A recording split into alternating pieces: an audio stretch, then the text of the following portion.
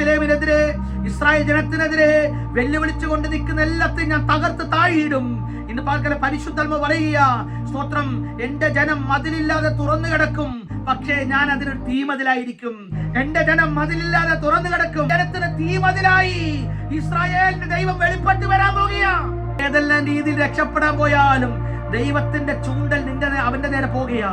ഓ സ്തോത്രം, ഏതെല്ലാം രീതിയിൽ ദൈവജനത്തെ വളഞ്ഞു ഉപദ്രവിക്കുന്ന ഫറവോന്റെ ശക്തികളെ, അതേ നൈൽ നദിക്കപ്പുറത്തൊരു യോർദാനുണ്ട്. ആ യോർദാന്റെ നടുവിൽ ഫറവോൻ ഒരു സ്തോത്രം ശ്മശാനം പണിയാൻ പോകുക. സ്തോത്രം, നിനക്ക് മരുഭൂമിക്കകത്ത് സ്തോത്രം കല്ലറ കെട്ടുമെന്ന് പറഞ്ഞ ഫറവോന്റെ ശക്തി ഉണ്ടല്ലോ, ആ ഫറവോന് ചെങ്കടൽ നടുവിൽ ദൈവം ഒരു കല്ലറ പണിയാൻ പോകുക.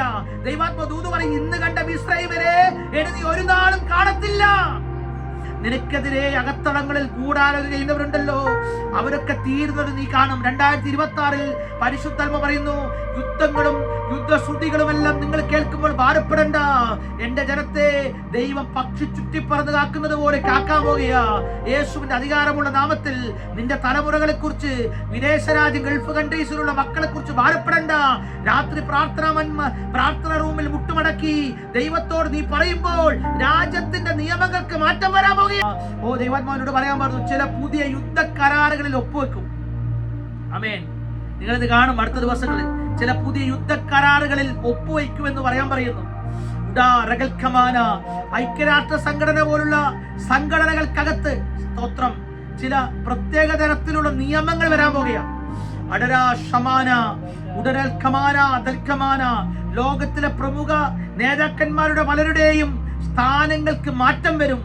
ഓ ചിലതൊക്കെ രാജിവെച്ച് പോകുന്നത് പോലെ ദൈവത്തിന്റെ പ്രവൃത്തികൾ വെളിപ്പെടാൻ പോകുക, യേശുവിന്റെ അധികാരമുള്ള നാമത്തിൽ. എന്നാൽ ഇന്ന് രാത്രി പ്രാർത്ഥിക്കുന്ന ദൈവത്തിന്റെ പൈതലേ, നീ വിശ്വസിക്കുന്നുവോ? ലിവ്യാഥാന്റെ തല തകർത്തവനായ ദൈവം എന്റെ ആഹാരം മുട്ടിക്കത്തില്ല, എന്റെ ആഹാരം മുട്ടത്തില്ല. ഈ മരുഭൂമിക്കകത്തും എന്റെ ദൈവം എന്നെ പോറ്റാൻ പോകുക. ദൈവാത്മാ ചില കുടുംബങ്ങളോട് പറയുക, പ്രാർത്ഥന റൂമിന്റെ അകത്ത് ഇരിപ്പാൻ നീ തയ്യാറായാൽ നിനക്കൊരു ദോഷവും വരാതെ എന്റെ ദൈവം കാത്തോളും. ആമേൻ. ഒരു ദിവസം നമ്മൾ എന്തെല്ലാം കാര്യങ്ങൾ കൊണ്ട് സമയം ചെലവാക്കുന്നു അല്ലേ? ദൈവസന്നിധിയിൽ കുറച്ച് സമയം ഒന്ന് ചെലവാക്കിയിരുന്നെങ്കിൽ നമ്മൾ ആരായിരുന്നു? ഏദൻ തോട്ടത്തിൽ ആദമും ഹവ്വയ്ക്കും ദൈവത്തെക്കാൾ വലുത് സംസാരിക്കുന്ന പാമ്പായിരുന്നു. അവരുടെ ജീവിതം കല്ലും മുള്ളും നിറഞ്ഞ കഷ്ടപ്പാട് നിറഞ്ഞതായി മാറാൻ കാരണം എന്തെന്നറിയാമോ? ദൈവസന്നിധിയിൽ ഇരിപ്പാൻ സമയം ചെലവാക്കിയില്ല. ഇന്ന് രാത്രി എത്ര പേർ തീരുമാനിക്കും, ഇന്ന് രാത്രി കർത്താവേ എന്റെ ദൈവത്തിന്റെ സന്നിധിയിൽ പ്രാർത്ഥിക്കാൻ പോകുക.